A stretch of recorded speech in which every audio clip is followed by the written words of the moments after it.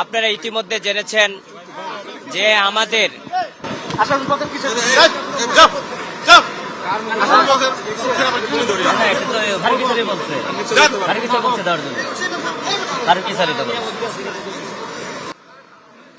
আপনারা ইতিমধ্যে জেনেছেন যে মিরপুর মডেল থানার 25/9/24 মামলায় ব্যারিস্টার সুমনকে গ্রেপ্তার করে বিজ্ঞ আদালতে প্রেরণ করা হয়েছে এবং ওনার বিরুদ্ধে প্রসিকিউশন 10 দিন রিমান্ড চাওয়া হয়েছে।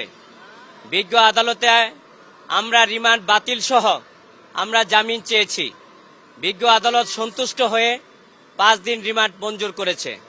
আমরা বিজ্ঞ আদালতে বলেছি ব্যারিস্টার সুমন একজন আইনজীবী, ঢাকা বারের নিয়মিত সদস্য, বাংলাদেশ সুপ্রিম কোর্টের সদস্য।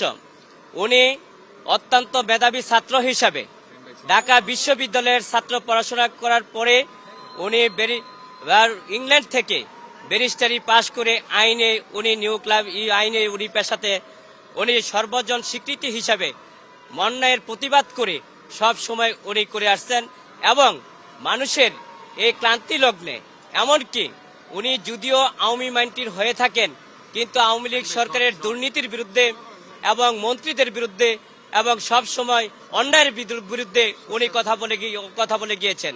আমরা বিজ্ঞ আদালতে বলেছি ব্যারিস্টার সুমন অত্যন্ত নিষ্ঠাবান এবং সততা দক্ষতার সাথে উনি পেশন করেছেন। বিজ্ঞ আদালত আমরা শুনানি করেছি, রাষ্ট্রপক্ষ শুনানি করেছে।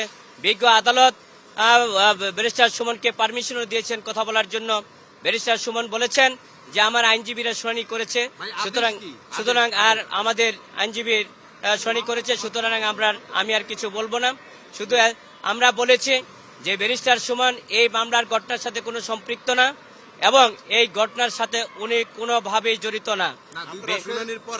জি, বিজ্ঞ আদালত সন্তুষ্ট হয়ে 10 দিন রিমান্ড যে আইও সাহেবের চাওয়া হয়েছিল 5 দিন রিমান্ড মঞ্জুর করেছেন এবং অত্যন্ত সতর্কতার সহিত ওনাকে জিজ্ঞাসাবাদ করার জন্য নির্দেশ দিয়েছেন এবং জামিন নামঞ্জুর করেছেন। আমরা একজন আইনজীবী হিসাবে মনে করেছি যে এই অর্ডারে আমরা সংক্ষুব্ধ হয়েছি, বিক্ষুব্ধ হয়েছি।